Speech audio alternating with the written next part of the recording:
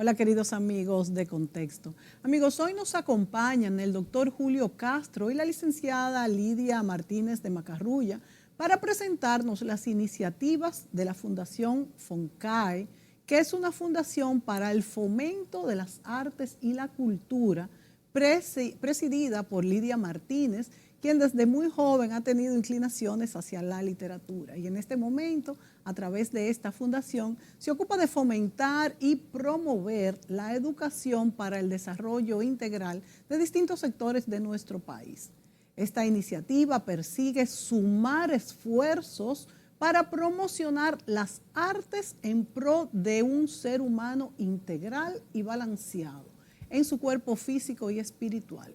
Lidia también ha producido libros de historia dedicados a los niños para, de manera divertida, como debe ser, transmitirle capítulos de una u otra forma que se vinculan con lo que hoy somos los dominicanos. Bienvenidos, Lidia Martínez de Macarrulla y el doctor Julio Castro. Bienvenidos. Amigos, hoy vamos a conversar sobre todas estas iniciativas que permiten promover nuestro patrimonio cultural, que es tan importante, y descubrir los rasgos de nuestra identidad que podrían estar olvidados por los más jóvenes. Aquí tengo algunos de los libros escritos por Lidia Martínez, y por ejemplo este dice El búho y la lechuza, y la verdad es que la portada me gusta muchísimo. Fíjense, es una portada dura, lindísima, como esos libros que nos gusta tener todavía en los estantes. Es muy lindo para incentivar a los niños a la lectura. Y tenemos muchos otros, el de Enriquillo, pero vamos a permitir que sea la misma Lidia que nos hable sobre estos libros, sobre esta fundación, también el doctor Julio Castro. Lidia, vamos a comenzar contigo. Háblanos primero desde cuándo te vinculaste en esto, por qué te decides a publicar libros vinculados a nuestro pasado histórico, a lo que somos, a la identidad y a los niños. ¿Cómo surgió todo esto? Hola. Pues la verdad que en el 2015 comencé a escribir mi primer libro para niños. De un hecho real, habla de un perro, pero la historia de ese perro tenía un mensaje, y era que los animales sienten, aman, y que por eso nosotros podíamos tomarlo como modelo para hablar, porque yo seguí mucho la historia de un perro que se perdió en un resort, y cómo se manejó ese perro en el transcurso de 6 meses. 6 meses extraviado, y yo buscándole. Wow. Es una historia que tiene muchos mensajes. Mi nombre es Chico, se llama este primer libro. Lo escribí pensando en mis nietos, que ya comenzaron a aparecer a partir del 2015. Y así fue creando otros libros también con objetivo de que enseñaran, que tuvieran que fueran educativos, que le fueran a dejar un mensaje positivo para ayudarlo en su desarrollo. Bueno, pues haciendo de esos libros, encontré, hablando con la gente, que la figura de Enriquillo, nuestro máximo taíno, figura taína de esa época de nuestra etapa colonial, se había perdido. Sé que digo que se había perdido porque en un momento se le puso nombre de Enriquillo a muchísimas cosas. O sea, Enriquillo, la gente lo valoró, pero eso se fue perdiendo con el tiempo. Y hablando con amigos ya, me di cuenta, me decían, pero es Caunabo. O sea, y yo se confundían. Sí, entonces yo entendí que la figura de Enriquillo no debía dar lugar a dudas, porque Enriquillo fue una figura demasiado grande para América, porque Enriquillo le enseñó a la gente que no había que tener tanto temor frente a las autoridades españolas, que solamente había que tener coraje para hacer una defensa de la libertad que habían perdido cuando llegó Cristóbal Colón el 5 de diciembre de 1492, que fue cuando llegó a nuestra isla. Pues la historia que pasó, porque durante 15 años los españoles solamente estaban asentados en la isla española. Y con todas las consecuencias de ser el primero en todo. Y esa gente aprender a manejarse sin maltratar, venían de la guerra de la reconquista de España, donde tú eres dueño de la tierra que tú coges y esclaviza a los judíos como esclavizaron ellos. Pues eso mismo pasó en nuestra isla.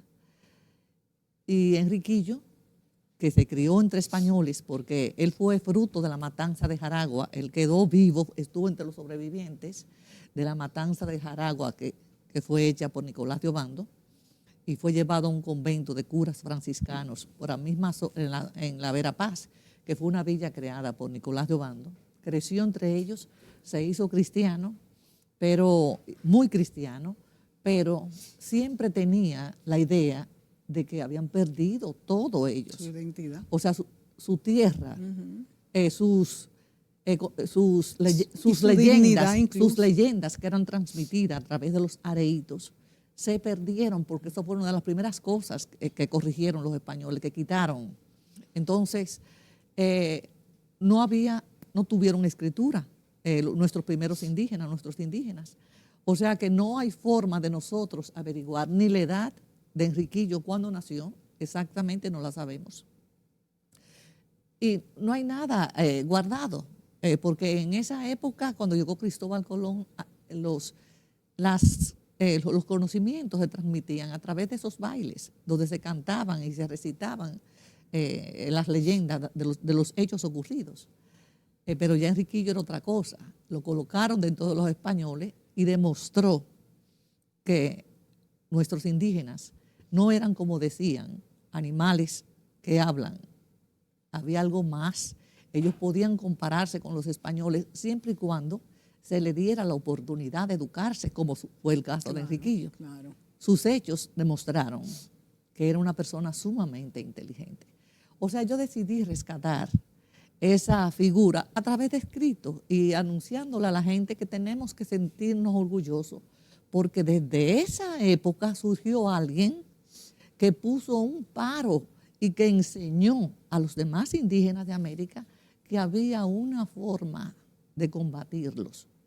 Cuando se fue a la Sierra del Bauruco, se fue sin armas, a usar las armas normales de un taíno, de nuestros indígenas, a usar las piedras, a utilizar las hostilidades que ofrecía la Sierra del Bauruco para defender al grupo de gente que subió con él allá en busca de libertad.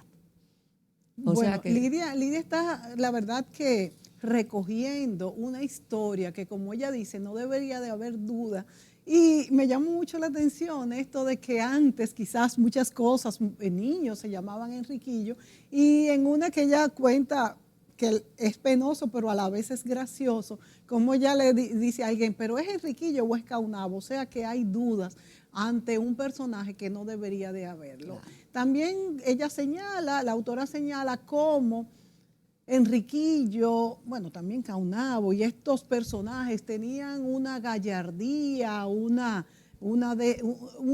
personalidad muy rígida, claro, definida.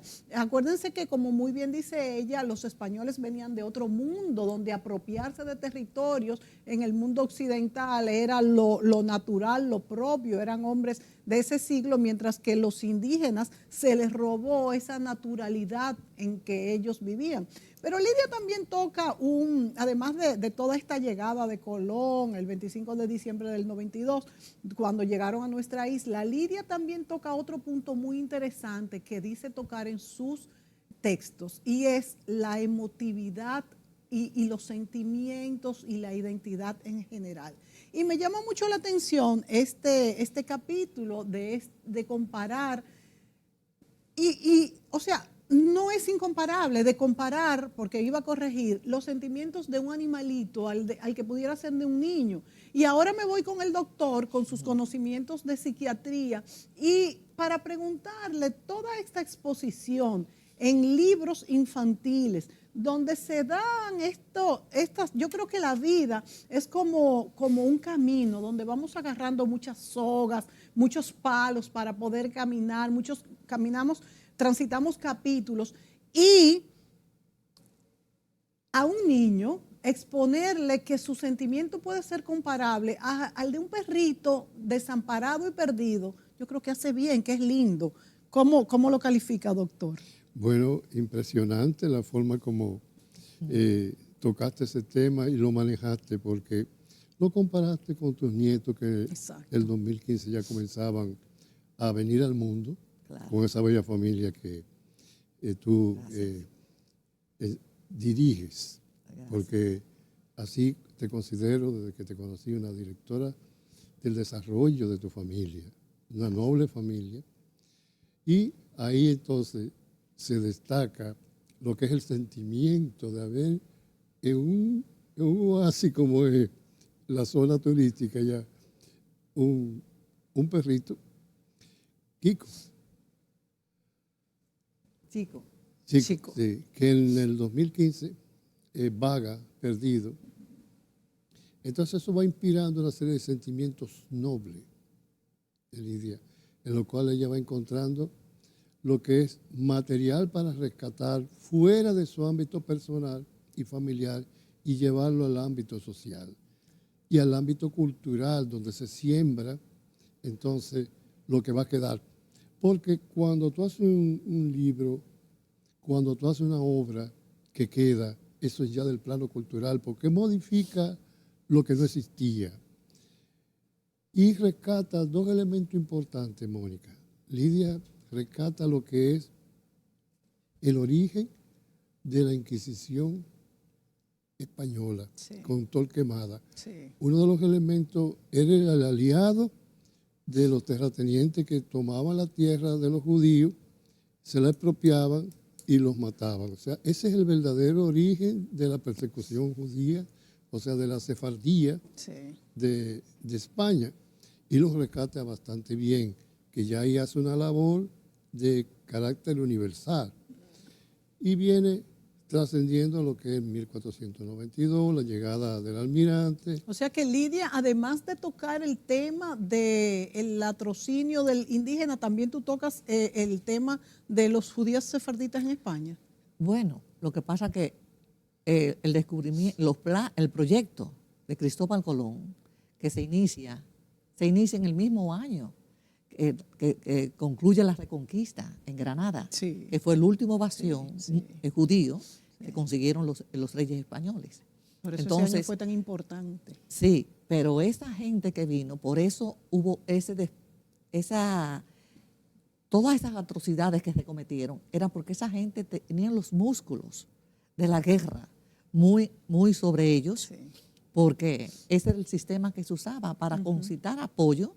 Los reyes premiaban a los que iban a dirigir las luchas con las tierras que conquistaran, y las personas que cogían prisionera o los mataban, como dice el doctor, o pasaban a ser siervos, que era la palabra que usaban en ese momento. Sí.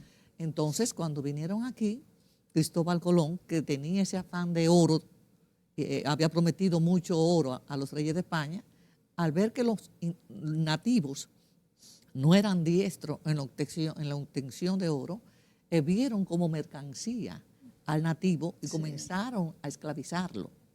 Aparte de cogerle sus tierras, ellos necesitaban quienes debían trabajarle. Y como no tenían otros medios, la mano de obra debía ser gratuita. Entonces, ahí se pierde el sentimiento religioso, que fue uno de los impulsos que dio el Papa de aquel momento, Alejandro VI, cuando consideró que los reyes españoles podían comenzar su descubrimiento en este nuevo lado del mundo desconocido por ellos en ese entonces, y que a cambio de que se les considerara eso, ellos debían evangelizar. Pero ¿qué pasó? Que Cristóbal Colón vio que los cristianos no podían ser esclavos. Entonces era mejor no evangelizar, porque el español que vino en busca de tierra aquí necesitaba mano de obra gratuita, tal como sucedió en España, que los judíos fueron hechos siervos. ¿Entiendes? Entonces, parte de esos siervos liberados fueron los que vinieron aquí en ese viaje de Cristóbal Colón. Tú sabes, Lidia, doctor Julio, que he oído varias versiones, Pero parece que no hay seguridad en eso, pero tú me lo mencionas ahora, de que muchos de los que vinieron en las 3 carabelas con Cristóbal Colón eran judíos libertos. Sí. Pero hay algunos que me dicen que no. ¿Hay alguna evidencia de esto? Bueno, yo estuve anoche mismo, porque estoy releyendo el libro de Bartolomé de las Casas, la historia de las Indias, donde él habla que la gente que trabajaba en España eran los siervos, los judíos, que le tomaron las tierras, ¿no? Pero ese primer viaje, nada más vinieron, que he oído decir de que 100 y tantos, y que vinieron muchos presos. No es tanto cierto. Vinieron en total 92 personas, casi todos de la zona de Palos, que fue donde la reina mandó a buscar las 2 carabelas que vinieron con Cristóbal Colón. Luego él consiguió una más grande, que es la Santa María, que fue capitaneada por el mismo Cristóbal Colón. Sí. Incluso hay un, yo no sé si ustedes se han dado cuenta que en la historia hay a veces un error que dicen Palos de Moguer, y Palo es un sitio y Moguer es otro. Lo que pasa es que, como muy bien dice Lidia, en Palos fue que se votó la niña. Así es. Que no se llamaba la niña, pero quienes lo construyeron fueron los apellidos Niño, que eran de origen africano, de hecho. Sí. Y entonces, quizás por eso y se le quedó el nombre de la niña, porque era de la familia Niños, que como digo, eran de África. Entonces, ahí, la historia siempre tiene estas confusiones, pero era en Palos que se hizo. Y la mayoría de esos 92 personas que vinieron eran de Palos. Sí, porque ahí eran fue de Palos. Eran de Palos, porque él obtuvo la ayuda de los hermanos Pinzón, que era una familia de marinos de mucho dinero y muy reconocida y respetada en esa zona. Después, en el segundo viaje, es que vienen 1.500 personas. Y ahí se vinieron labradores, muchos siervos que vinieron para acá. E imagínate tú, acostumbrados a conseguir las cosas sin... O sea, tomarlas. Esto es mío. Sí. Llegaban inmediatamente. Era la época, señores. Bueno. Aquí no era así, porque era una vida más sencilla y, como tú dices, era un compartir. Era una sociedad comunal. Exacto. La que había aquí. Que dicen que los indígenas eran vagos. No, la mujer indígena trabajaba muchísimo, pero el hombre indígena también era el que se fajaba a hacer esas canoas de un solo tronco, de un tronco de un árbol. Sí. O sea, el hombre también trabajaba. Y como navegaban estas aguas caribes, que de hecho tengo amigos que me dicen es que es imposible que en una canoa fueran de Venezuela a la isla. Pero a Cuba. Y lo hacían. Y de Cuba aquí. Claro. E inclusive Atuey, que se fue de la isla Saona a Cuba, atravesando el Canal de los Vientos, fue en una canoa que llegó con su gente, su familia. O sea que no era tan así, ¿no? Como decían. Incluso, los españoles, Lidia, para un dato también interesante, en el cuarto viaje de Colón, que fue cuando ya no lo dejaron pisar la isla, que él, Nicolás de Obando. Nicolás de Obando no se lo permitió, que él tuvo ese ciclón que también destruyó lo que fue donde está la torrecilla y la iglesia del otro lado, en el otro margen del río Sama, y que fue que hubo el naufragio de Bobadilla, que llevaba la flota de Nicolás de Obando. Pues en ese viaje que él llegó a Cuba, él mandó 2 indígenas y, según las crónicas, en 3 días llegaron. Sin embargo, cuando los españoles quisieron ir en unas embarcaciones más modernas, duraron muchísimo. O sea que eran unos expertos navegantes. Sí, claro. Sí. Y, bueno, entonces decías, Lidia, esto del valor de nuestros indígenas, ¿cómo los rescatas tú en los libros? Aquí tenemos el de Enriquillo, me gustaría mostrarlos. ¿De cuándo data? Miren, aquí está el de Enriquillo. Muy lindo también, Guerrero de América. Sí, guerrillero de América. Cuéntanos un poquito de este libro. Bueno, ese libro que yo hice inclusive con ilustraciones, Qué como una forma, yo siempre trato de usar ilustraciones porque la lectura se ha perdido mucho. Entonces, como un alto al lector para que descanse. Muy bien. Porque o sea, no... Sí. Es una lucha grande la que tenemos hoy día con eso de la lectura. Entonces yo trato de hacerlo de manera que el lector le sea cómodo leer el libro, sí. Está precioso. Sí, gracias. Esto es con todas estas informaciones que tú has escrutiñado a través del Bueno, tiempo, de las crónicas. ¿En qué te déjame basas? decirte. No es novelado. Es ¿O es novelado. novelado? Es novelado. Porque pero sí, yo estoy trabajando ahora mismo en investigaciones para hacer un libro histórico realmente. Fíjate, Lidia, y retomo lo que te pregunto.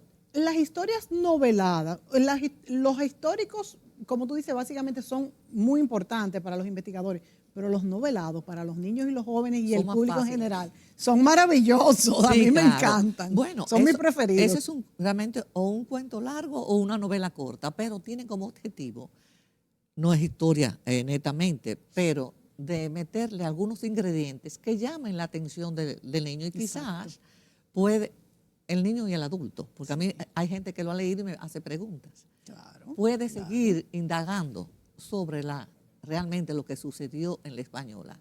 Nosotros como primer punto de América, donde los españoles duraron 15 años antes de salir a buscar nuevas poblaciones o a hacer nuevas conquistas. Fueron 15 años haciendo cosas en nuestro país. Sí. Y claro está, en nuestra isla pagamos la consecuencia de esa primicia. Entonces, Enriquillo surge como líder en el año 1519, comenzó su historia, porque ahí es que realmente Enriquillo, el nombre de Enriquillo se hace Flora. histórico. Sí, fue tan después, 1519. 1519, sí, porque él era un niño cuando llegó Cristóbal Colón o nació después. Es como le digo que no se sabe bien. Sí. Pero realmente de ahí comienza a escribirse la historia del verdadero Enriquillo. O sea, él estuvo presente, según cuentan, en la masacre del Jaragua. Y de ahí fue llevado a un convento de unos curas franciscanos en una villa, la Vera Paz, que fundó en los mismos territorios del Jaragua, donde se había producido la masacre. Ahí fue a vivir el pequeño, junto a otros niños que sobrevivieron, y fue desarrollándose, y eso lo hizo muy cristiano, pero a la vez cuenta. O sea que él tuvo tiempo de cristianizarse y todo esto. Fue sumamente cristiano. Sí. Fíjate incluso que cuando sube Barrio Nuevo, a donde él está, Enriquillo tenía en cada casita una cruz. Y dicen que se rezaba, se hacía el rosario todos los días. Qué interesante. O sea que fue muy, muy cristiano. Qué interesante. E incluso dicen que no mataban en enfrentamiento con los españoles si no era necesario.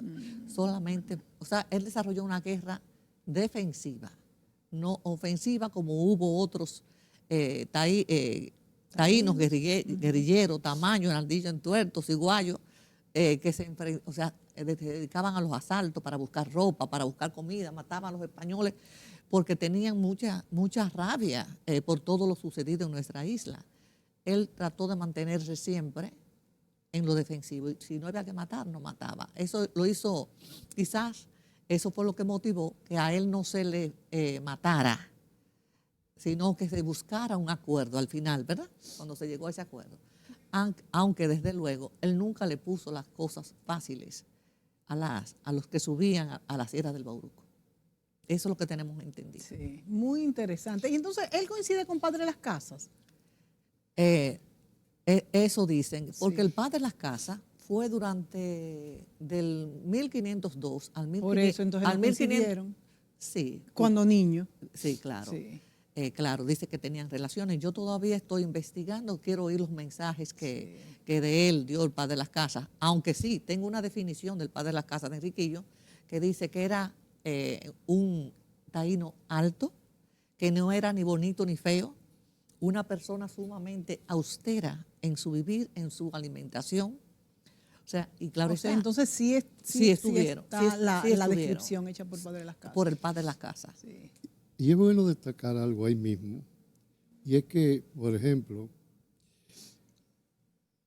Lidia rescata lo que es la imagen del encomendero. Sí. Es el encomendero el que genera toda esta rabia, porque era lo que se propasaban con las indias. No, pero eran muchas cosas. Muchas. El indígena del encomendero era un esclavo. Un esclavo. Aunque las leyes dijeran una cosa, Sí. eran Eran esclavos. esclavos. Sí. Entonces, en esa situación fue que Enriquillo comienza a sentir lo que es ver cómo vejaban a las mujeres y fue en ascenso. Hasta que en un momento se dio una situación lamentable y fue que vejaron a su propia mujer. Él rescata entonces la figura de la defensa frente a la corte y va y defiende su causa frente a la corte. Allí no se le hace caso, se burlan de su vestimenta y es cuando viene y rasga su vestidura, sí, como tú analizas, sí, y se despoja del cristianismo, se despoja de la civilización hispana y se desnuda. O sea, la vestimenta indígena. Sí. El taparrabo, el cordón, y desafía entonces y toma la ruta de la rebelión, definitivamente. Pero también recordemos que el padre de la casa, y antes de ser padres, era encomendero, que eso era un elemento importante. Por 12 años, encomendero. Encomendero. Entonces, en un momento, él como que él mismo se indigna, dice, pero ven acá, ¿qué es lo que estoy haciendo? Entonces, se somete a la iglesia, se somete a los cánones de Navarro, de Granada, y coincide con la persona que generó lo que fue el descubrimiento de la isla, que fue el cardenal Cisneros. El cardenal Cisneros, que era confesor de la reina y de los hijos de la reina, es el que hace posible el viaje. Entonces convence al Papa Alejandro, lo convence, y al convencerlo se da toda la organización de financiar, como tú muy bien dices, los hermanos Pinzón eran millonarios de esa época. Entonces ellos vieron el oro, vieron eso que se dijo, las especies, y entonces ahí es que entonces viene esa voracidad del imperio y genera lo que es ese movimiento hacia entonces lo que es generar aquí el primer virreinato de América. Porque hay que recordar que es un virreinato. Eso le confirió un poder a los que estaban aquí con la casa donde se hacían los juicios, las casas reales y todos esos elementos, los jesuitas, los dominicos, los franciscanos. Y acuérdense que los jesuitas fueron sacados también después. Que se dio una lucha entre dominicos y jesuitas. Sí. Entonces, rescatemos la idea de Lidia, porque Lidia no es historia novelada, es una profundidad lo que rescata frente a nosotros, tanto para los niños, los adultos y los especialistas. O sea, tú has rescatado lo que es un elemento de identidad del desafío de la persona oprimida. Y, por eso yo y lo dirige a todos los públicos, que eso es lo más interesante. No solamente a un público erudito que ya lo sabe. Lo que tenemos que dirigirlo justamente a los niños, a cualquiera que quiera leer esa historia, para poder hacerse cuestionamientos y traer esos recuerdos quizá olvidados. Nos vamos a la pausa. Regresamos de inmediato. Gracias.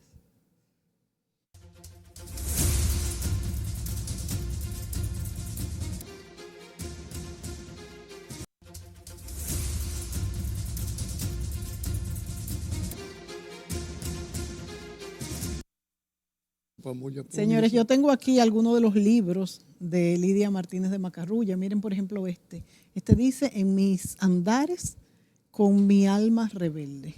Suena bueno el título. Suena bueno. ¿De qué se trata Lidia? Antes de seguir con lo de Enriquillo y la historia dominicana, que es tan interesante. Ese libro lo acabo de presentar en la Feria del Libro de Madrid. Ahora, son 21 cuentos de carácter social, donde yo hago reclamaciones de hechos que suceden alrededor nuestro. Y yo no sé si por la prisa que llevamos en la vida o nos hemos acostumbrado tanto a los malos tratos, a las cosas que hacen tanto daño a la sociedad, que no ponemos importancia a los hechos que hay. Entonces yo lo presento en forma de cuento.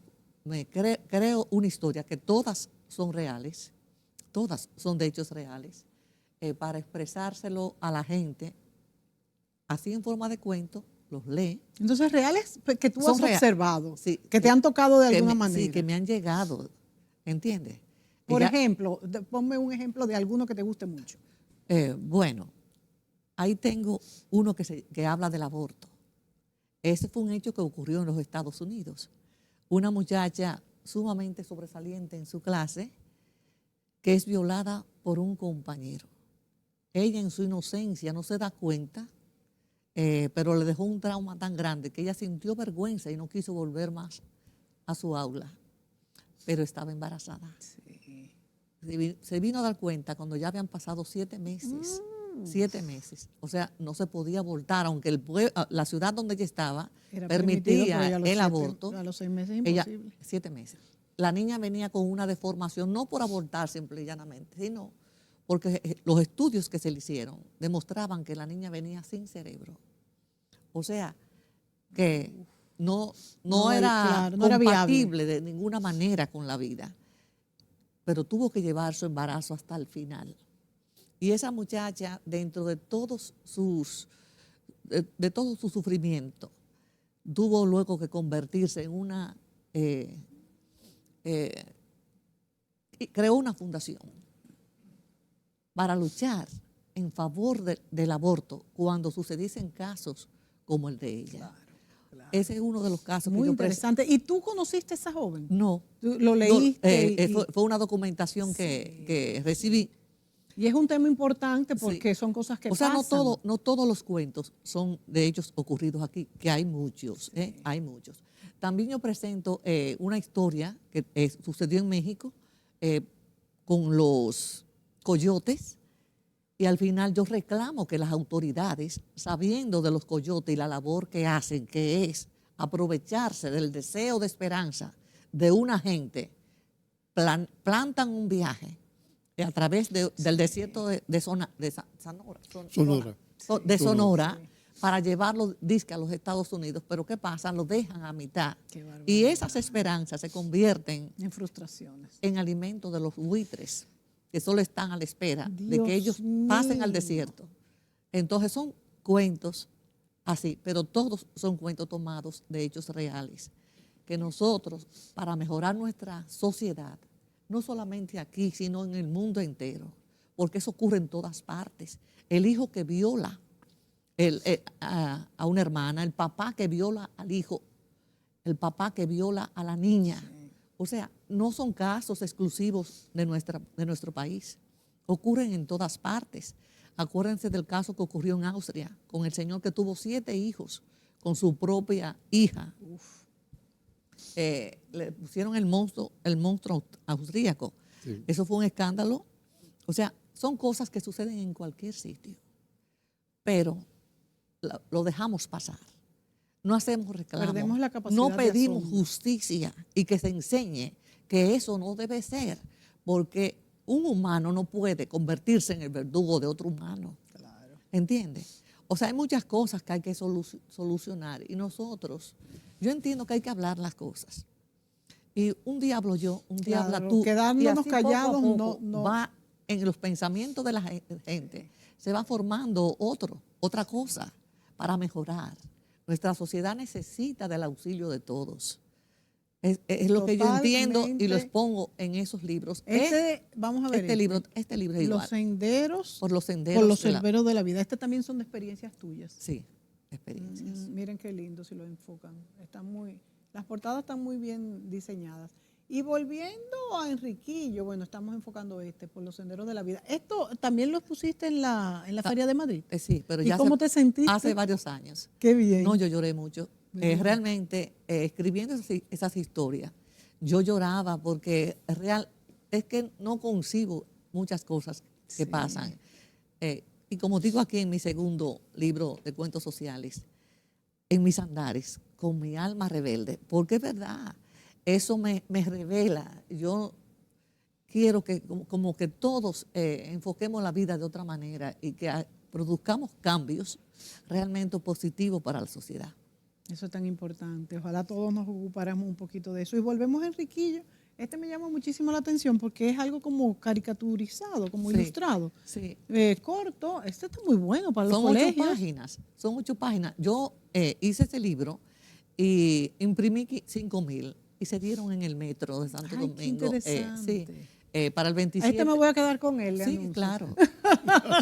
se dieron el 27 de septiembre del Muy año chulo. pasado. Y pudiéramos hacer iniciativas de estas así cortas para otras historias interesantes. Claro, claro. Muy bien, qué Claro, bien. es para que la gente rápidamente entienda la historia, no solamente de Enriquillo. Enriquillo representa a los taínos, que era su etnia, su raza. Entonces, a través de ese cuentecito, de una manera rápida, explicamos quiénes fueron ellos, quién fue Enriquillo. Es escoger lo que tú estás haciendo, personas específicas y puntuales, valiosas, para demostrar cómo ha sido nuestra historia y las personas de valía. Y hablaba el doctor Julio Castro en el segmento anterior como el padre de las casas. ¿Qué fue lo que lo hizo pertenecer a lo que fue toda esa Inquisición y luego darse cuenta de lo que estaba haciendo y volcarse a defender a los indios? Es un Exacto. personaje muy importante, Él muy lleg- interesante. Él llegó junto con Nicolás de Obando en el año 1502. Sí. Fue un encomendero, tenía indios esclavos, pero parece que no era tan malo como los otros, Sí. porque el sermón de Montesinos, Exacto. llamado Sermón de Adviento, Sí. del año de 1511, le trabajó mucho. Incluso dicen que Fray Antón de Montesinos, cuando repartió la hostia y él se acercó a tomarla, le dijo, usted no puede, usted es igual que ellos. Wow. Pero aún así, él no cambió. Él inclusive presenció cuando metieron en la hoguera a nuestro indígena Tuey en Cuba, porque él se fue con Diego de Velázquez al descubrimiento de Cuba, fue encomendero allá, le entregaron 60 indios que eran sus esclavos para trabajarle a él y tenía una encomienda muy próspera.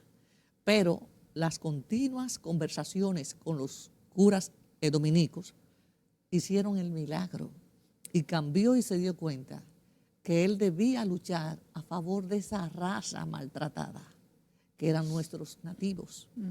O sea que entendemos que con él se hizo el milagro. Y yo he visto cómo en España están intentando beatificarlo Así. por la labor que hizo posterior. Sí, qué interesante. Logró muchísimas cosas, inclusive las leyes del 1542 que suprimían la esclavitud de los indígenas. Fue uno de los logros que se consiguió a base de su trabajo. Él fue declarado protector de los indígenas de las Indias Sí. por esa defensa tan radical que hizo Bartolomé de las Casas. Pero los jesuitas estuvieron mucho ausentes de la isla de América. Por toda Llegaron, su defensoría. llegaron después. Sí. Pero si usted va hay un pueblo de España donde está la iglesia de los curas dominicos, el recinto San Esteban. Desde que usted entra ahí, usted ve en todas las paredes escritos reclamando por los indígenas de América y por los de la española. O sea, ¿Y cuál fue la historia de esta? ellos estuvieron aquí, palparon todo y los denunciaron. Pero entonces esos dominicos, o sea, porque en aquella época no se En podía, Salamanca. no se podía exponer aquella injusticia. Pero sí, Sí. ellos sí les pusieron. Francisco, que luego generó Francisco Victoria fue uno. Francisco Victoria fue el que generó el movimiento. Sí. Y entonces ese movimiento lo generó de una forma tal, mira, me emociono, Lidia, gracias. Porque él es el que genera ese movimiento.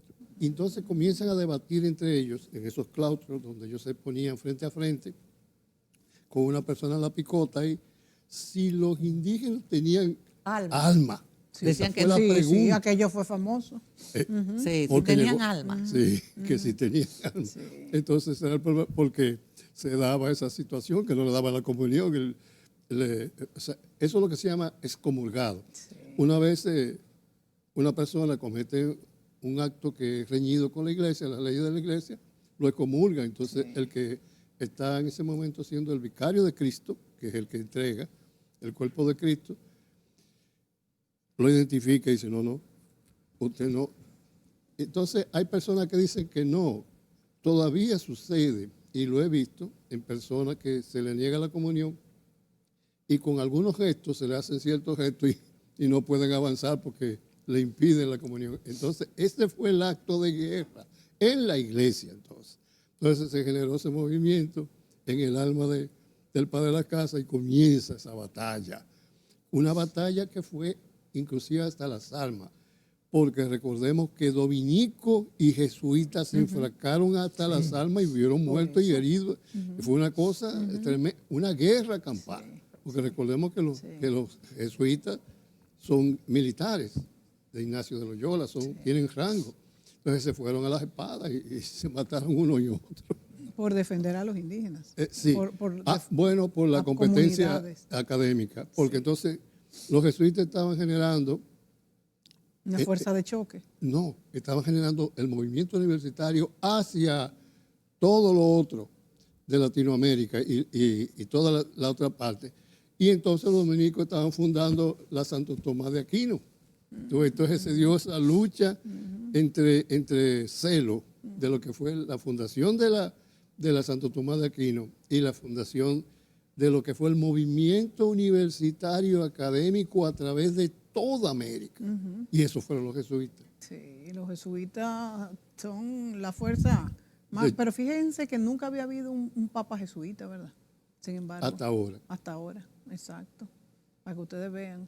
Pues siendo una fuerza de los intelectuales más grandes. Los intelectuales más grandes. En la iglesia. La apologética. Ajá. Porque lo que hacen es de la defensa de la fe. La apologética, que es como se llama. Exacto. Bueno, y volvamos entonces a estos libros tan interesantes. Este del búho y la lechuza, Lidia, ¿cuál es la característica? Este que es, vamos a decir, el más lujoso, con estas ilustraciones tan lindas. ¿Cuáles son los temas? Sí, bueno, como le digo, yo no sé escribir, sino pongo un mensaje. Yo cogí el búho real, el más glamoroso de los búhos, y la lechuza, que aunque es de la misma especie, es de una raza diferente. Y los búhos reales, sobre todo, consideran a la lechuza una raza inferior. O sea, entre ellos mismos, entre los animalitos. Exactamente. ¿Y cómo se nota esto? Bueno, los búhos físicamente y de una manera rápida, usted lo distingue porque el búho tiene unas plumitas alzadas que parecen cuernos, mientras que la lechuza no tiene eso. O sea que rápidamente usted lo distingue. La carita de la lechuza. Vamos a enfocarlo. A ver si lo enfocan. La carita de la lechuza tiene forma de corazón y la del búho es redonda. ¿Y cómo se nota, además de esta diferencia física, cómo se nota como que uno se considera, entre esas especies de animalitos, se consideran más alta, más importante o como fuese? Bueno, ya, no van a seguir. Aquí físicamente nosotros desarrollamos la superioridad del búho. Yo cojo para ese trabajo una familia de búhos que tiene 3 búhos. Eran muy glamorosos. Nace uno que el más pequeño, lindísimo, le ponen Adonis, recordando aquel personaje de la mitología griega. Sí, el más bello. Sí, pero ese búhito no creció a nivel de sus hermanos. Entonces, esto originó que los hermanos lo echaran de menos. Le hicieran bullying. Exactamente, le hicieran el bullying. Sus hermanos, los vecinitos, los búhos son muy sedentarios, son capaces de vivir toda la vida en un solo sitio. Sí. Pues los vecinitos y esas cosas. Entonces, para introducir ese elemento del bullying que tanto daño hace. Yo he tenido en presentaciones de este libro hasta profesores que se han acercado y me han dicho, yo hice mucho bullying. Se han identificado. Entonces, ¿entiendes? Ahora que tú ves, lo presenté este libro en la zona de Tetuán, en Madrid, donde hay muchos dominicanos, yo digo que tuve que cambiar mi discurso porque vi como en la cara de esos niños, yo vi como que había una marginalidad que le estaba afectando. Yo les decía que ellos debían sentirse agradecidos de estar en España, porque España, al fin y al cabo, es la madre patria, como le llaman muchos, obviando nuestra historia pasada, y y que ellos hablaban el mismo idioma. O sea, Sí. le tuve que hablar mucho porque me dio mucha pena, se le veía en la cara. ¿Y su Hasta- respuesta cuáles fueron? No, al final muchos niños se me acercaron y me decían, a mí me hacen mucho bullying. O sea, el sufrimiento de esa... ¿Y le de ese hacían grupo. bullying por ser dominicano, por ser latino, por ser inmigrante? Por ser inmigrante. El inmigrante en Estados Unidos Sí, mucho, hay una mucho. diferencia grande entre los inmigrantes y el verdadero americano. Sí, Eh, tremendo. pero yo entiendo que en España debería ser más fácil porque hablan el idioma.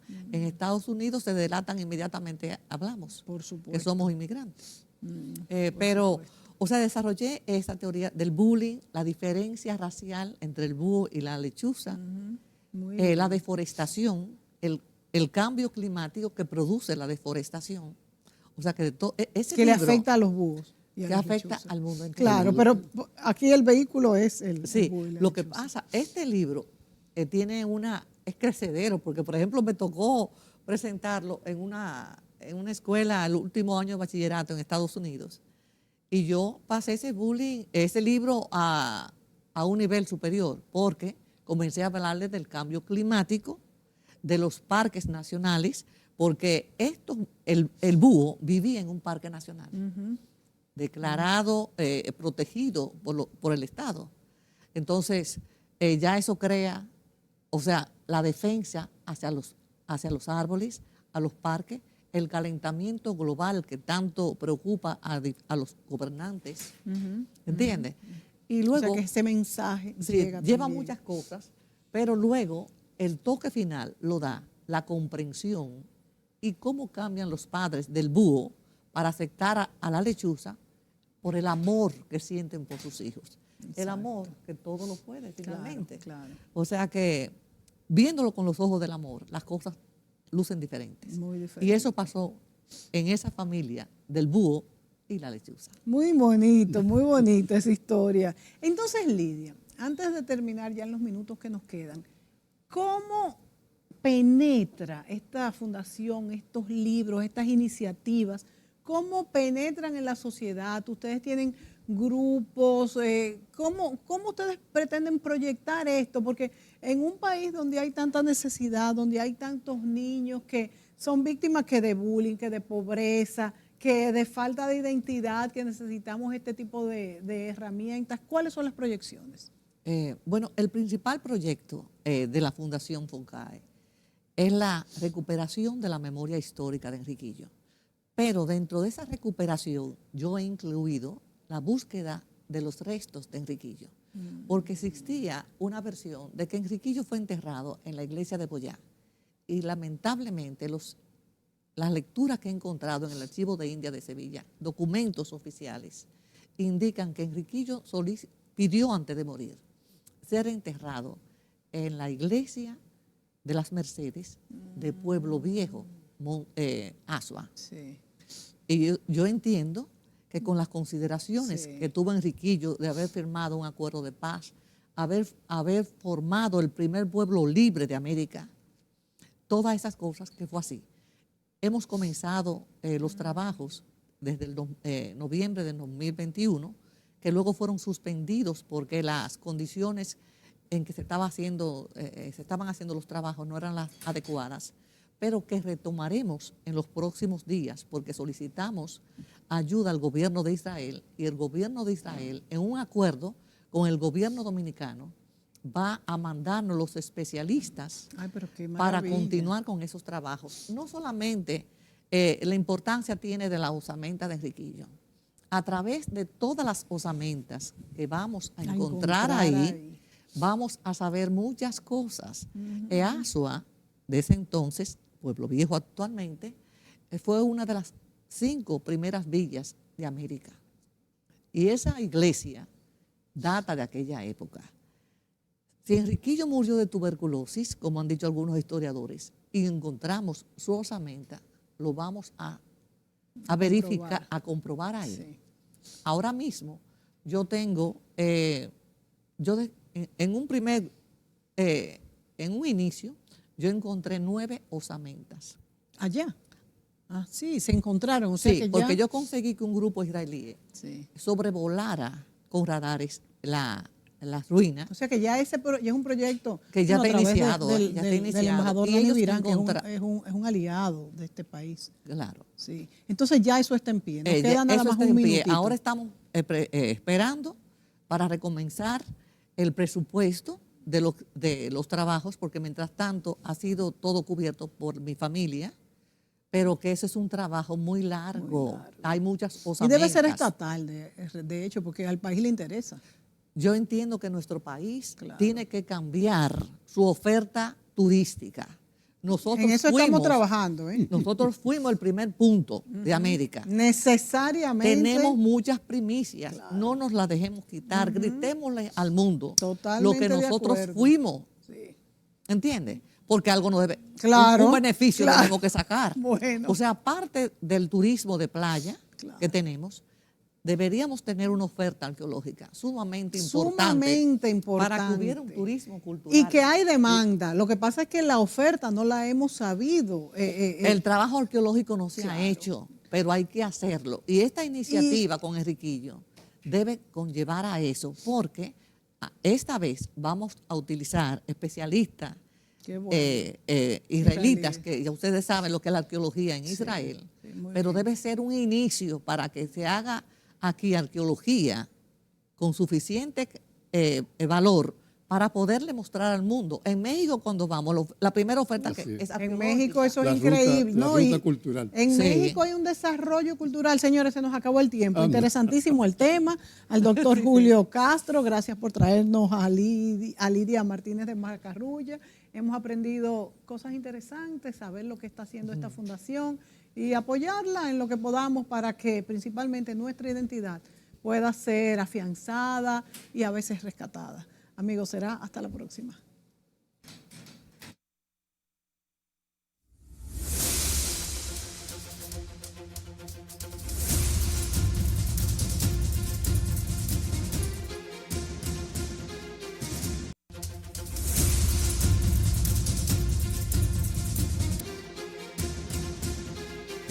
Amigos, en esta segunda parte de este programa nos acompaña el arquitecto Pedro Mena y queremos dar una visión un poco más amplia sobre todo lo que es tránsito, movilidad urbana, principalmente en la ciudad de Santo Domingo, porque es donde más caos tenemos con el tránsito. Las autoridades han tomado algunas medidas, hay calles que se han puesto de una vía, la Mella, otras, en el casco urbano también se han intentado hacer cambios.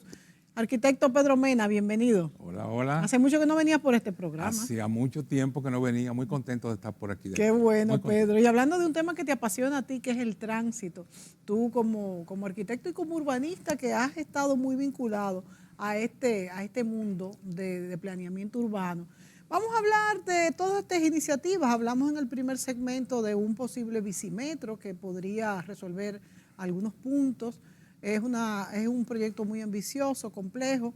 Ojalá pudiéramos hacer una prueba sobre las calles, inclusive esta iniciativa que se habla de que la Winston Churchill y la Abraham Lincoln sean vías opuestas, pero una en sí de una sola vía. O sea, que sean un par vial. Un par vial, que eso se ha hablado mucho.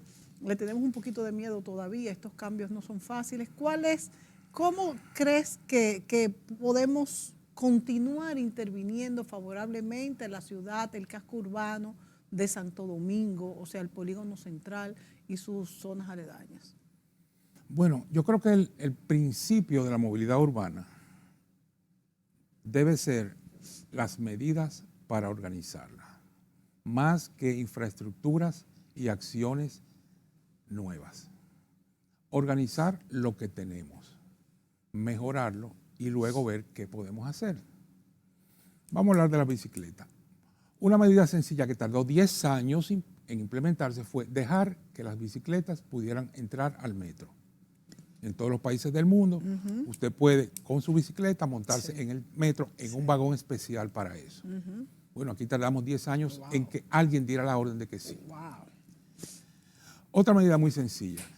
Los autobuses en muchas ciudades tienen un rack delante y otro detrás para usted subir su bicicleta ahí. Porque cuando usted tiene una calle en subida, como la Winston Churchill, es muy difícil pedalear y usted suda. Si usted va bajando, es más cómodo. Si usted va de norte a sur, es cómodo. Si va de sur a norte, es cuesta arriba. Entonces, muchas ciudades tienen medidas donde permiten montarse de gratis al ciclista que va en subida para que de regreso baje, porque es un pasajero menos en el viaje de regreso. Claro. Esas medidas no son costosas, no son megaproyectos, pero tienen un pequeño problema, que no hay mucho dinero detrás. Y ni se ven tanto, Ni se creen ven tanto. ellos. Y ese es el problema, porque todos queremos traer bajo el brazo un proyecto salvador, un megaproyecto. En Latinoamérica tenemos la lamentable facilidad de que nuestros políticos y gobernantes son atraídos fácilmente por proyectos al estilo de Disney World. Un monorriel, un sistema subterráneo, un sistema de teleférico, que son bonitos, divertidos, atractivos, costosos y altamente ineficientes. Se ha llamado que el teleférico es un sistema de transporte masivo. Eso no es cierto.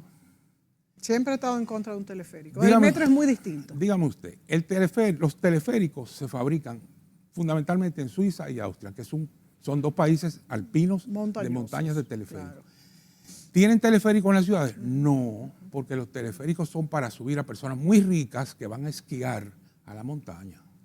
Eso no es un transporte masivo. Pero ¿qué pasa? En Latinoamérica hubo un alcalde en Colombia y otro alcalde en Bolivia que dijeron, vamos a hacer un teleférico porque es bonito, es atractivo, es populista. Y entonces lo hicieron. Aquí se quiso hacer un metro, perfecto, ya está el metro. Sí, pero el metro es distinto, Pedro. El metro es distinto, pero te voy a decir algo. El metro es una de las formas más costosas de transporte, porque usted paga por ahí una suma, pero el costo operativo de cada viaje está por encima de $2. Sí. ¿Quién paga eso? Tú y yo cuando echamos combustible. Lo paga también el que compra algo con ITEVI en Montecristi, que nunca se va a montar en el metro. Entonces, son medidas que las adoptamos porque creemos que funcionan bien, pero a la larga no son las más eficientes. Lo más eficiente quizás lo ha hecho este gobierno con los corredores de autobuses. Eso te iba a decir, los corredores son muy sencillo y muy práctico adelanto. Y muy fácil de implementar. Y están funcionando bien. Pudieron haberse hecho hace 20 años. Cuando se hizo el metro, Diandino importó una flota de 200 autobuses para las líneas de alimentación. ¿Por qué no se implementaron? Porque los trenes no eran suficientes para recibir toda esa cantidad masiva de personas que iban a traer las líneas alimentadoras. Entonces, ¿qué hicieron? Tomaron esas unidades, las dejaron guardadas 2 años. 2 años después, al ver que ya no era factible, las entregaron a la ONSA y las pintaron de verde, con la condición de que no se acercaran a una estación de metro, porque si le llevan pasajeros, el metro se hubiera sobrepoblado y hubiera perdido eficiencia. Tú me dijiste una vez en un programa, si mal no recuerdo, tú me corregirás, que los metros, las estaciones no estaban preparadas para más de 6 vagones, creo que eran. Sí, no se hizo para crecer. Los trenes actuales tienen 3 vagones. Sí, y se podían doblar. Las actuales pero pueden no llegar más. hasta 6, pero Eso, no más de ahí. Eso me dijiste. Entonces, dígame usted, vaya al metro de Berlín, vaya al metro de París. ¿Cuántos vagones tienen? 30 y 40 vagones. Wow. Claro, son ciudades que tienen un gran volumen. Sí. Pero nuestra ciudad podría tener un gran volumen. Ahora, ¿dónde viene la disyuntiva? Te voy a poner un ejemplo. La Ciudad de México inauguró su metro en los años 60.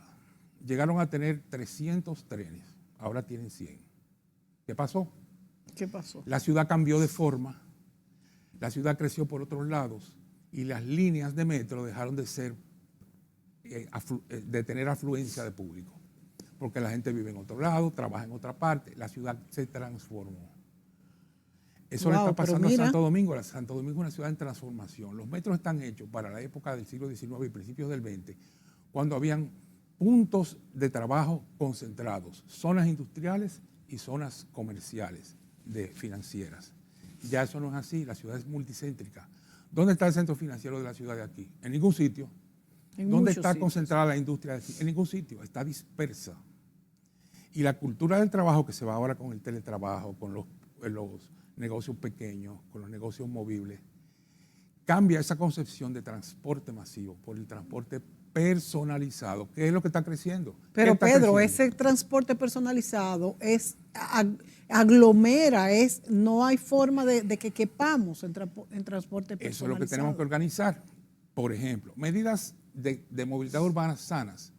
Reducir el uso del transporte particular, porque tú y yo somos los que congestionamos. Claro. No es el carro público tanto. Sí. No, es Somos verdad. tú y yo que nos movemos en un automóvil con una o dos personas. Por ejemplo, que no tengan los colegios, tanto privados como públicos, transporte escolar. Eso es terrible. Que usen transporte público, pero vamos más lejos. Hay entidades del gobierno. Yo lo puedo decir claramente porque no tengo contrato del gobierno, ni me deben, ni me van a deber porque no me voy a dejar enganchar, ¿verdad?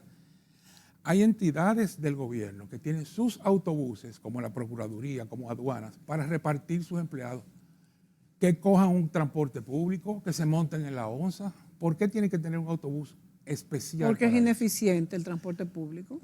Pero el transporte de ellos convierte a la ciudad en ineficiente. Sí, Pedro, es un pero fíjate. Que congestiona. Pero fíjate, si cada uno fuera en su carro, también sería peor. Peor. O sea que yo no lo veo mal. Pero no, lo correcto es que se monten en la onza. Lo correcto es que la onza a lo mejor no llega a su casa también.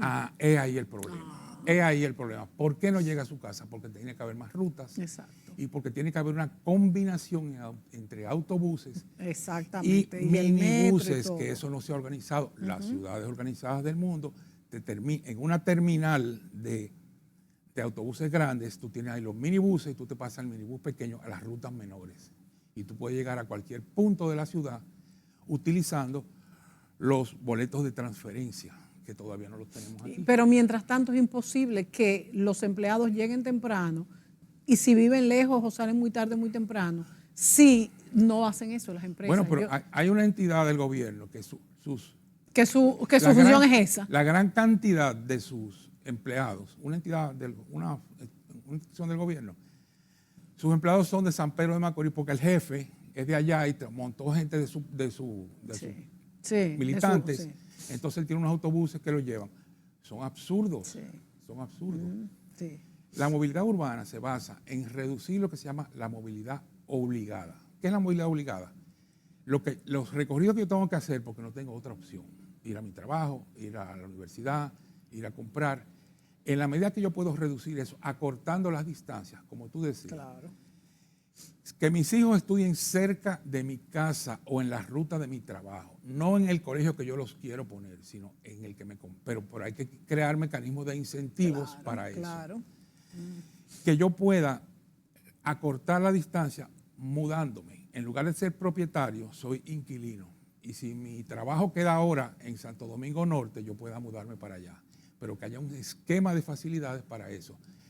Eso no implica hacer una gran estructura, ni un puente elevado, ni un túnel. No, son medidas de organización pequeñas, sencillas y que funcionen. Cuando tengamos todo eso entonces funcionando, entonces podremos estudiar la movilidad urbana en grande y decir, bueno, hace falta esto, hace falta lo otro. Pero no empezar por el final. Lo que pasa es que por el final es que está el dinero. Eso es lo que ocurre. Hay muchos puntos que estoy de acuerdo contigo, que definitivamente hay que organizar el transporte con los transfer, con los famosos transfer, con que tú puedas tomar el transporte urbano realmente, que sea decente, que llegue lo más cercano de tu casa, porque hay que saber que vivimos en un clima muy fuerte, con un sol muy fuerte, que no es como en otros países que tú puedes caminar a pie y lo haces. Las aceras están en muchos lugares están deshechas, sí. A veces no hay aceras. Sí. Bueno, pues si todo eso se arregla, pues fantástico. Estoy de acuerdo con que hay soluciones sumamente caras. Un teleférico, para mí eso es algo que no cabe en la mente, en el raciocinio, porque es que además el vagón es muy pequeño, depende del viento, es caro, es lento, eso no cabe. Ahora, el metro es una solución que yo creo que está resolviendo. Ahora, de que las estaciones hayan sido construidas de una manera que nada más quepan, primero con 3 vagones y después que nada más quepan 6, creo que eso es un error garrafal. Ahora, lo que tú planteas de que que uno tenga a los niños cerca de la casa, que trabajemos cerca de las casas, es lo ideal, pero es utópico. Porque en nuestro país no me voy a estar mudando cada vez que cambio de trabajo. Es muy ¿Por qué no? difícil. ¿Por qué no? ¿Por qué? Si la Porque, gente se muda. no, Pedro, es difícil. ¿Cuántas veces te has mudado tú? Yo me he mudado varias veces, pero no por razones de trabajo, pero yo no soy el caso típico, ¿entiendes? Yo no dependo de un empleo. Bueno, Yo pero tengo un nivel de ingreso que es diferente. Yo puedo vivir donde yo quiera. sí, pero es Hasta en que Punta Cana. sí, pero es que es ¿qué distinto. ocurre? Pero ¿qué ocurre? La persona que trabaja tiene que procurar por vivir cerca o rápido. Yo estoy de donde acuerdo. vive. ¿Y cómo lo logra? Que su empleador le dé facilidades, que su gobierno le dé facilidades. ¿Cuáles son las facilidades que tiene aquí? Ninguna. Ninguna. Entonces por ahí que hay que comenzar. Estoy de acuerdo con lo que tú dices, lo que pasa es que es un cambio tan difícil de hacer como Lento, los megaproyectos. además que no es político, porque no es un anuncio, no se corta una cinta, no hay una inauguración, no hay un primer Palazzo, no hay un primer Picasso, no genera expectativa, no hay un préstamo internacional, no hay esas cosas, son medidas sencillas, pero que se pueden hacer junto con las otras también. Claro, hay que irlas haciendo en conjunto. Si tú pones el caso, mira, del ciclismo, promover el ciclismo es sano y es bueno, pero hay dos tipos de ciclismo. Está el ciclismo deportivo y el ciclismo de la persona que va a trabajar o a estudiar en su bicicleta. Eso es muy distinto. Muy distinto. Uno va con sus pantalones cortos, con su casco, ese va dispuesto a sudar, ¿no tiene? El otro va a su trabajo y ese es el que menos tenemos y ese es el que más deberíamos promover. ¿Qué pasa? Con muy buena voluntad, la alcaldía de Distrito Nacional crea una ciclovía en la Avenida Bolívar. Un fracaso, un desastre y protestas. Primero, la ciclovía es de estrecha y de una sola dirección. ¿Y cómo yo regreso? Exacto. No. Por otro lado, por donde usted pueda, no tiene sentido. Claro. No se puede rebasar porque es estrecha. ¿Y cómo yo rebaso? Porque me subo a la acera o me salgo al carril. No funciona. Muy pocos deportistas a cierta hora. El deporte del ciclismo es bueno, es saludable y promueve el uso de la bicicleta, pero las cosas van en un orden. O sea, primero, por ejemplo, ¿por qué las bicicletas podrían estar exentas de impuestos? Deberían. Entonces, por ahí se promueve mejor que construyendo una ciclovía que nadie usa, o que usan 2 o 3. Y que ha acabado con las gomas de muchísimos vehículos, porque a veces no se ven. Luego, la el Bolívar es calor, estrecha. si se diseñan las rutas en las calles arboladas, funciona mejor. Si se diseñan las rutas o se siembran árboles con tiempo, ¿verdad? En lo que van a ser las rutas, pero es un proceso lento y gradual para lograr un cambio de cultura, porque la movilidad urbana está viviendo en estos momentos, en este siglo XXI, una transformación mundial. Es una crisis, no es solo nuestro el caso. Claro. Es una crisis, pero algunos países lo están resolviendo, algunas ciudades la están resolviendo. Un tema muy sencillo es lo que se llama la coexistencia multimodal. Queremos calles peatonales, pero las calles peatonales tienen un problema. En la parte comercial la gente no hace compras porque para las compras tú necesitas ¿Dónde ponerle un carro, un vehículo? ¿verdad? La gente de más edad le es más difícil caminar, pero la gente de más edad son las que tienen el poder adquisitivo. Entonces los negocios quiebran. Entonces, en Europa se han desarrollado las calles de coexistencia multimodal. Es una calle, supongamos el Conde, sin aceras, pero por ahí pueden transitar bicicletas que ahora están prohibidas en el Conde, pueden transitar niños con cochecitos y automóviles, siempre que vayan a la velocidad de 15 kilómetros por hora. Como mi automóvil es privado, yo no, a 15 kilómetros por hora yo por ahí no voy a andar y no voy. Pero si es un taxi, si es una ambulancia, si es un vehículo, un shuttle que me pueda llevar por toda la zona hasta mi estacionamiento que esté lejos, entonces funciona. Se llaman calles de coexistencia multimodal. En Holanda se llaman Woonenberg. Ellos fueron los que inventaron el ¿En término. dónde? En Holanda. En Holanda. Funciona muy bien, funciona en pueblos pequeños y en ciudades grandes.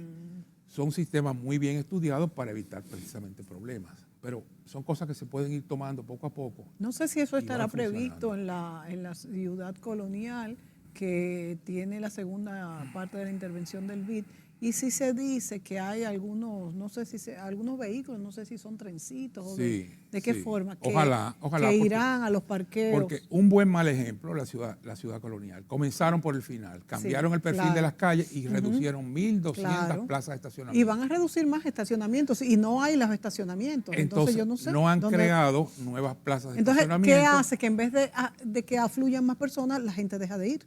Deja de ir, exactamente. Que cojan un Uber, que vayan en un No taxi. es tan sencillo, por eso es que No yo es te tan digo. sencillo. No es tan sencillo cuando tú invitas a la población de que haga las cosas de la manera que no le está haciendo y no les ofrece las facilidades. ¿Cómo lo hace?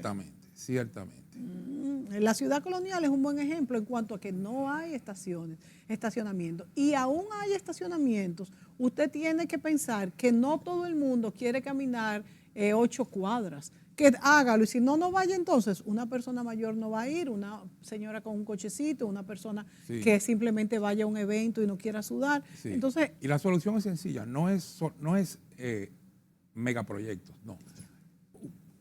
Ubicar estacionamientos en la periferia, en la calle, y un sistema de transbordador donde yo pago mi estacionamiento y con ese mismo billete, ese mismo boleto, un vehículo me lleva a la zona y me trae. exacto, Muy sencillo, exactamente. son cosas sencillas. Pedro, me están haciendo señas que nada más nos quedan 2 minutos. Muy Yo bien. quería tocar muchísimas otros temas como los de las vías, Churchill y Lincoln, pero yo creo que eso lo vamos a hacer en otro momento, en otro programa, porque no nos va a dar tiempo a desarrollar todo lo que tú quieres, que querrías aportar en esto. Sí. Entonces, danos una visión de en qué momento estamos ahora en cuestión de planificación urbana y descongestionamiento vehicular en el polígono central.